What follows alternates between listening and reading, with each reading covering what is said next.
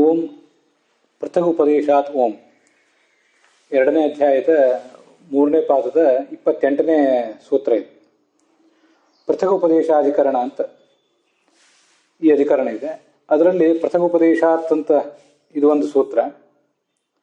ತದ್ಗುಣಸಾತ್ವಾತ್ ತದ್ವ್ಯಪದೇಶ ಪ್ರಾಜ್ಞವತ್ ಅಂತ ಇನ್ನೊಂದು ಸೂತ್ರ, 29ನೇ ಸೂತ್ರ.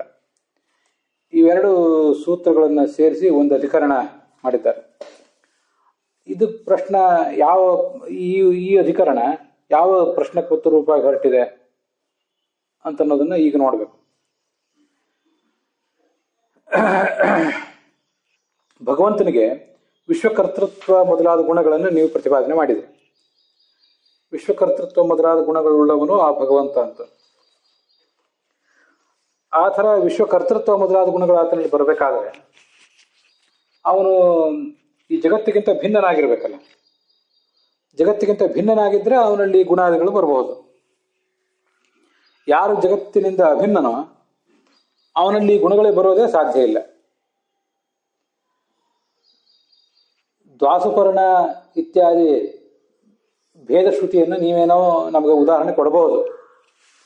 ದ್ವಾಸುಪರ್ಣ ಸಯುಜಾ ಸಖಾಯ ಅಂಥೇಳಿ ಒಂದು ವೇದವಾಕ್ಯ ಪರಮಾತ್ಮನಿಗೂ ಜೀವಾತ್ಮನಿಗೂ ಭೇದವನ್ನು ಪ್ರತಿಪಾದನೆ ಮಾಡ್ತಿದೆ ಅಂತ ನೀವು ಒಂದು ಉದಾಹರಣೆ ನಮಗೆ ಕೊಡಬಹುದು. ಆದರೆ ಅದರಿಂದ ಹಾಗೆ ಭೇದ ಸಿದ್ಧ ಆಗೋದಿಲ್ಲ. ಯಾಕೆ ಭೇದ ಸಿದ್ಧ ಆಗೋದಿಲ್ಲ ಅಂದರೆ ಆ ಶ್ರುತಿಗೆ ಮತ್ತೊಂದು ಶ್ರುತಿಯ ವಿರೋಧ ಇರ್ತದೆ. ತತ್ವಮಸಿ ಮೊದಲಾದ ಶ್ರುತಿಗಳಿವೆ. ಆ ಶ್ರುತಿಗಳ ವಿರೋಧ ಇರೋದ್ರಿಂದ ದ್ವಾಸುಪರ್ಣ ಅನ್ನುವಂಥ ವೇದವಾಕ್ಯದಿಂದ ಭೇದ ಸಿದ್ಧ ಆಗೋದಿಲ್ಲ ಅಂತ ರಾಘವೇಂದ್ರ ಸ್ವಾಮಿಗಳು ಪ್ರಶ್ನೆ ಕೈಗೆತ್ಕೋತಾ ಇದ್ದಾರೆ. ದ್ವಾಸುಪರ್ಣ ಇತ್ಯಾದಿ ಜೀವೇಶ ಭೇದ ಶ್ರುತೇ, ಜೀವನಿಗೂ ಪರಮಾತ್ಮನಿಗೂ ಭೇದವನ್ನು ಹೇಳುವ ವೇದವಾಕ್ಯ ಏನಿದೆ ಆ ಶ್ರುತಿಗೆ ತತ್ವಮಸಿ ಇತ್ಯಾದಿ ಅಭೇದವನ್ನು ಪ್ರತಿಪಾದನೆ ಮಾಡುವ ವೇದವಾಕ್ಯಗಳ ವಿರೋಧವಿದೆ. ಅಂದ್ರೆ ವಿರುದ್ಧತ್ವೇನ ಅಂತ ಅಲ್ಲಿ ಪ್ರಯೋಗ ಮಾಡಿರೋದು.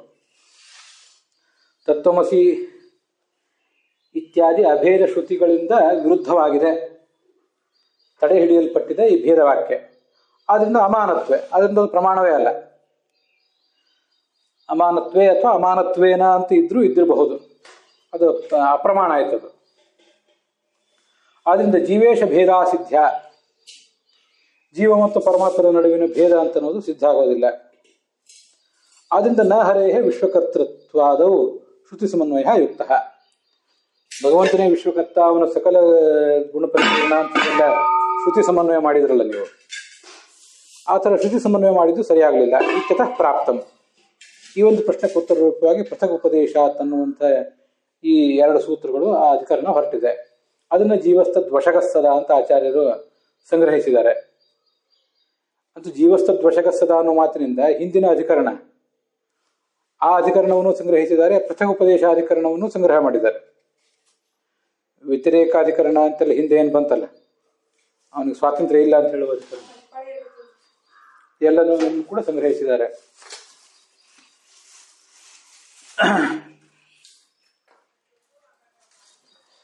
ಅದಕ್ಕೆ ಅರ್ಥನ 58ನೇ ಗದ್ಯ ಭಾಗದಲ್ಲಿ ವರ್ಣನೆ ಮಾಡ್ತಾರೆ. 57ನೇ ಗದ್ಯ ಭಾಗದಲ್ಲಿ ಪ್ರಶ್ನೆ ಮಾಡ್ಕೊಂಡಿದ್ದಾರೆ. 58ರಲ್ಲಿ ಅದನ್ನ ವರ್ಣನೆ ಮಾಡ್ತಾರೆ. ಬ್ರಹ್ಮಸೂತ್ರ ಭಾಷ್ಯವನ್ನು ಒಂದಿಷ್ಟು ನೋಡೋಣ. ತತ್ವಮಸಿ ಅಹಂ ಬ್ರಹ್ಮಾಸ್ಮಿ ಇತ್ಯಾದಿಶು ಈ ಎಲ್ಲ ವೇದವಾಕ್ಯಗಳಲ್ಲಿ ಜೀವನಿಗೆ ಪರನಿಂದ ಅಂದ್ರೆ ಪರಮಾತ್ಮನಿಂದ ಅಭೇದವನ್ನು ಹೇಳಿದ್ದಾರೆ. ಅಭೇದ ಹೇಳಿದ್ದು ಕಂಡು ಬರ್ತಾ ಇದೆ. ಅಭೇದ ಪ್ರತೀಯತೆ. ಮತ್ತೆ ನಿತ್ಯೋ ನಿತ್ಯಾನಾಂ ಚೇತನಾಚೇತನಾನಾಂ ಈ ಎಲ್ಲ ವೇದವಾಕ್ಯಗಳಲ್ಲಿ ಚೇತನಶ್ಚೇತನಾನಾಂ ಇತ್ಯಾದಿ ವೇದವಾಕ್ಯಗಳಲ್ಲಿ ಅವನಿಗೆ ಭೇದ ಹೇಳಿದ್ ಕಂಡು ಬರ್ತದೆ. ದ್ವಾಸುಪರ್ಣ ಅನ್ನುವಂಥ ವೇದವಾಕ್ಯದಲ್ಲಿ ಭೇದ ಹೇಳಿದ್ ಕಂಡು ಬರ್ತದೆ. ಅದರಿಂದ ಒಂದ್ ಕಡೆ ಭೇದ, ಒಂದ್ ಕಡೆ ಅಭೇದ, ಈಗ ಪರಸ್ಪರ ವಿರೋಧ ಇದೆಯಲ್ಲ ಅಂತ ಅಲ್ಲಿ ಪ್ರಶ್ನೆ. ಈಗ ಅನುಭಾಷ್ಯದಲ್ಲಿ ರಾಘವೇಂದ್ರ ಸ್ವಾಮಿ ಹೇಳಿದ್ದಕ್ಕೂ ಬ್ರಹ್ಮಸೂತ್ರ ಭಾಷ್ಯದಲ್ಲಿ ಹೇಳಿದ್ದಕ್ಕೂ ಸ್ವಲ್ಪ ವ್ಯತ್ಯಾಸ ಕಂಡಿತು. ಪರಸ್ಪರ ವಿರೋಧ ಇದೆಯಲ್ಲ ಅಂತ ಇಲ್ಲಿ ಪ್ರಶ್ನೆ. ಅಲ್ಲಿ ಬ್ರಹ್ಮಸೂತ್ರ ಭಾಷ್ಯದಲ್ಲಿ ಪರಸ್ಪರ ವಿರೋಧದ ಪ್ರಶ್ನೆ.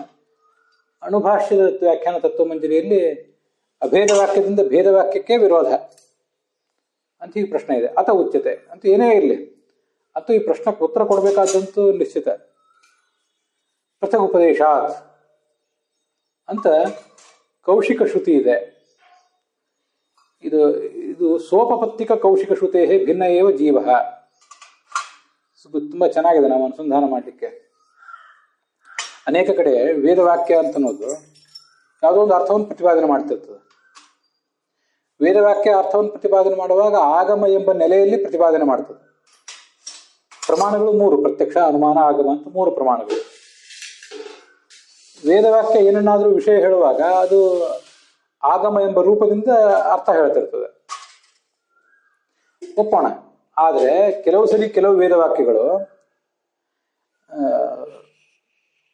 ಅನುಮಾನ ಎಂಬ ರೂಪದಿಂದ ಆ ವೇದವಾಕ್ಯವಾಗಿರ್ತವೆ. ಅದಕ್ಕೆ ಇದರಲ್ಲಿ ಸ್ವೋಪಪತ್ತಿಕ ಅಂತ. ಉಪಪತ್ತಿಯಿಂದ ಕೂಡಿದ ಕೌಶಿಕ ಶ್ರುತಿ ಇದೆ. ಉಪಪತ್ತಿ ಅಂದ್ರೆ ಯುಕ್ತಿ. ಯುಕ್ತಿಯನ್ನು ಹೇಳುವಂತಹ ವೇದವಾಕ್ಯ ಇಲ್ಲಿದೆ. ಅದರ ಮೂಲಕ ನಾವು ಆ ಪರಮಾತ್ಮನನ್ನ ಭಿನ್ನ ಅಂತಾನೆ ತಿಳಿಯಬೇಕು. ಜೀವನನ್ನ ಪರಮಾತ್ಮನಿಗಿಂತ ಭಿನ್ನ ಅಂತಾನೆ ನಾವು ಅನುಸಂಧಾನ ಮಾಡಬೇಕು ಅಂತ ಅಭಿಪ್ರಾಯ. ಇತಿ ಶ್ರುತೇ ಭಿನ್ನ ಏವ ಜೀವ.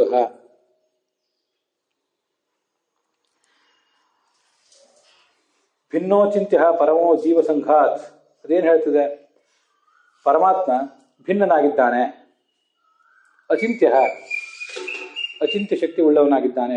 ಜೀವ ಸಂಘಕ್ಕಿಂತ, ಜೀವರ ಸಮೂಹಕ್ಕಿಂತ ಶ್ರೇಷ್ಠ, ಪೂರ್ಣ, ಪರ. ಜೀವ ಸಂಘ ಅಪೂರ್ಣವಾಗಿದೆ. ಇತಸ್ತ್ವಸೌ ನಿತ್ಯಮುಕ್ತೋ ಶಯಂ ಚ ಬಂಧಾನ್ ಮೋಕ್ಷಂ ತಥೈವ ಅಭಿವಾಂಛೇತ್. ಪರಮಾತ್ಮ ನಿತ್ಯ ಮುಕ್ತ. ಆದರೆ ಅಯಂಚ ಈ ಜೀವ ಬಂಧಾನ್ ಮೋಕ್ಷಂ ತೇನೈವ ಅಭಿವಾಂಛೇತ್. ಇವನು ಸಂಸಾರದಲ್ಲಿ ಬದ್ಧನಾಗಿದ್ದಾನೆ ಮತ್ತು ಮುಕ್ತಿಯನ್ನು ಇವನು ಪಡಿಬೇಕಾಗಿದೆ. ಯಾರಿಂದ ಪಡಿತಾನೆ ಅಂದ್ರೆ ಪರಮಾತ್ಮನಿಂದಲೇ ಪಡಿಬೇಕಾಗಿದೆ. ಮತ್ತು ಹಾಗಿರುವಾಗ ಇವನಿಗೆ ಶಕ್ತಿ ಎಷ್ಟಿರ್ಲಿಕ್ಕೆ ಸಾಧ್ಯ, ಏನಿರ್ಲಿಕ್ಕೆ ಸಾಧ್ಯ? ಆದ್ರಿಂದ ಅದು ಅವನ ಸೀಮಿತ ಶಕ್ತಿಯನ್ನು ತಿಳಿಸ್ತದೆ. ಅದಕ್ಕಾಗಿ ಈ ವೇದವಾಕ್ಯವನ್ನ ಉಪಪತ್ತಿ ಸಹಿತವಾದ ಸ್ಪಷ್ಟವಾದ ಯುಕ್ತಿಯನ್ನೂ ಒಳಗೊಂಡಂತಹ ಒಂದು ವೇದವಾಕ್ಯ ಇದು. ಇಂಥವನ್ನೆಲ್ಲ ನಾವು ಈ ಜೀವ ಪರಮಾತ್ಮನ ನಡುವಿನ ಭೇದದ ದಾರ್ಢ್ಯಕ್ಕಾಗಿ ಮತ್ತೆ ಅನುಸಂಧಾನ ಮಾಡ್ತಾ ಇರಬೇಕು. ಪ್ರಸಂಗ ಬಂತು ಅಂತ ಹೇಳಿದೆ. ಒಂದು ಬ್ರಹ್ಮಸೂತ್ರ ಭಾಷ್ಯದಲ್ಲೇ ಒಂದು ಪುಸ್ತಕ, ಒಂದು ಶ್ಲೋಕ ಹೇಳ್ತಾರೆ ಆಚಾರ್ಯ. ಅಥವಾ ಹಿಂದೆ ಈಗಾಗಲೇ ನಾವು ನೋಡಿದ್ರಲ್ಲೇ ಎಲ್ಲೋ ಬದ್ದು ಹೋಗಿದ್ರು ಇರಬಹುದು. ಯಥೇಶ್ವರಶ್ಚ ಜೀವಶ್ಚ ಸತ್ಯಭೇದವು ಪರಸ್ಪರಂ ತೇನ ಸತ್ಯೇನ ಮಾಂ ದೇವಾಹ ತ್ರಾಯಂತು ಸಹ ಕೇಶವಾಹ ಅಂತ. ಜೀವ ಮತ್ತು ಪರಮಾತ್ಮ ಇಬ್ರು ಕೂಡ ಸತ್ಯಭೇದವು, ಸತ್ಯವಾದ ಭೇದವುಳ್ಳವರು ಇವರು. ಇದೊಂದು ಪರಮ ಸತ್ಯ, ಅಂತಿಂತ ಸತ್ಯ ಅಲ್ಲ ಇದು. ಸುಮ್ಮನೆ ಯಾವುದು ಘಟಪಟಾದಿಗಳು ತಿಳ್ಕೊಂಡಂತೆ ಸತ್ಯ ಅಲ್ಲ ಇದು. ಪರಮ ಸತ್ಯ. ತೇನ ಸತ್ಯೇನ, ಇಂಥ ಒಂದು ಸತ್ಯದಿಂದ ಎಲ್ಲ ಈ ಸತ್ಯವನ್ನು ನಾನು ಅರಿತುಕೊಂಡದ್ರಿಂದ ಕೇಶವ ಸಹಿತರಾದ, ಭಗವಂತನಿಂದ ಸಹಿತರಾದ ಎಲ್ಲಾ ದೇವತೆಗಳು ನನ್ನನ್ನು ಕಾಪಾಡಲಿ ಅಂತಿದ್ದಾರೆ ಸಕಲ ಉಪದ್ರವಗಳಿಂದ. ಆದ್ರಿಂದ ಇದನ್ನು ಪರಮ ಸತ್ಯ ಅಂತ ಹೇಳಿದ್ದು. ರಾಘವೇಂದ್ರ ಸ್ವಾಮಿ ಏನು ಹೇಳ್ತಾರೆ ಅಂದ್ರೆ 58ನೇ ಗದ್ಯ ಭಾಗದಲ್ಲಿ, ಜೀವ ಸದಾ ತದ್ವಶಃ. ಜೀವ ತದ್ವಶಃ ಸದಾ ಅಂತ ಬಂದಿದೆಯಲ್ಲ, ತದ್ವಶಃ ಅಂದ್ರೆ ಏನರ್ಥ? ಹರಿ ಅಧೀನತ್ವೇನ ವರ್ತಮಾನ, ಭಗವಂತನ ಅಧೀನನಾಗೇ ಇರ್ತಾನೆ. ನ ಕದಾಚಿತ್ ತದೈಕ್ಯಂ ಪ್ರಾಪ್ನೋತಿ ಇತ್ಯರ್ಥ. ಎಂದೂ ಅವನಿಗೆ ಆ ಪರಮಾತ್ಮನಿಂದ ಐಕ್ಯ ಬರೋದಿಲ್ಲ. ತರ್ಹಿ ಅಭೇದ ಶ್ರುತಿ ಅಮಾನಂ ಸ್ಯಾತ್. ಹಾಗಾದ್ರೆ ಗತಿ ಏನು? ಅಭೇದ ವಾಕ್ಯಕ್ಕೆ ಅಪ್ರಾಮಾಣ್ಯ ಬಂತಲ್ಲ.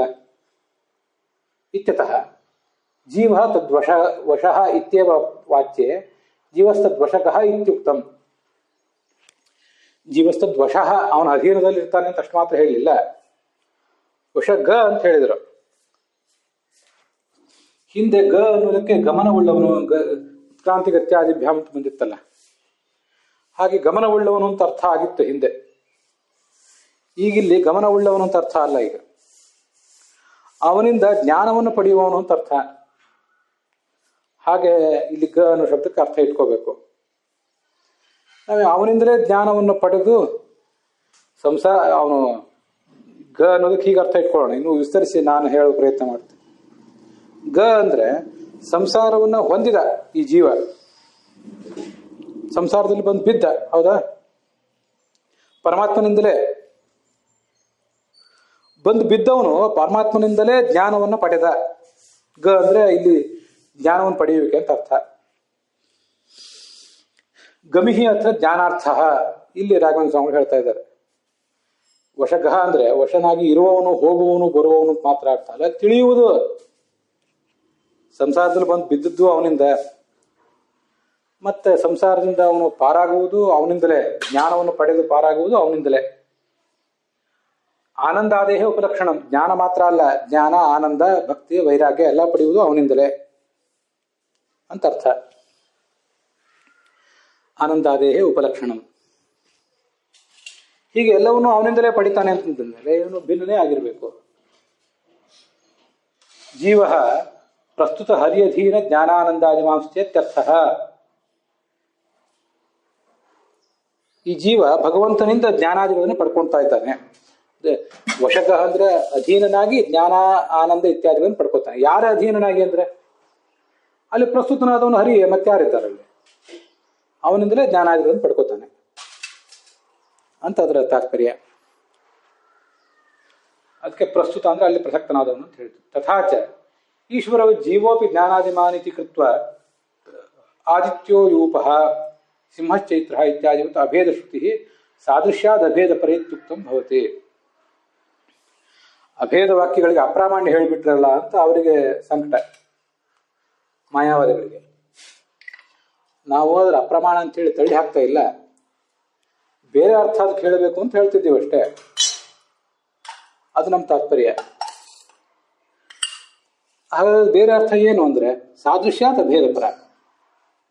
ಜೀವನಿಗೂ ಪರಮಾತ್ಮನಿಗೂ ಸಾದೃಶ್ಯ ಇರುವುದರಿಂದ ಅಭೇದವನ್ನು ಹೇಳ್ತಿದೆ. ಅದಷ್ಟು ಗೌಣವಾದ ಐಕ್ಯ, ಅದು ಸ್ಪಷ್ಟವಾದ ಐಕ್ಯ ಅಲ್ಲ, ಅದು ಗೌಣವಾದ ಐಕ್ಯ.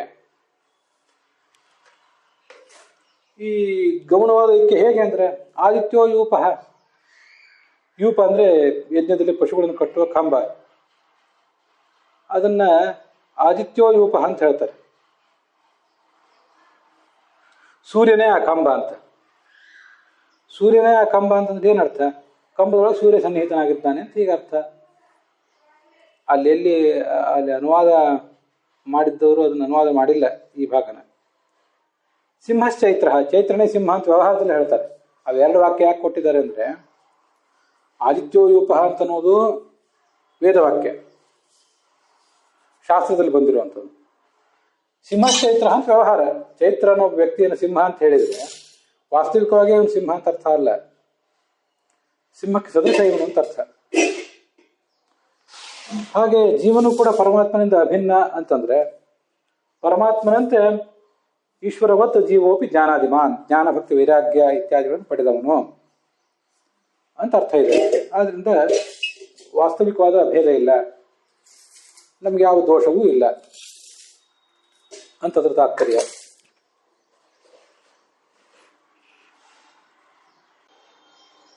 ಅಲ್ಲಿಗೆ ಈ ಭಾಗ ಸಮಾಪ್ತವಾಗಿದೆ.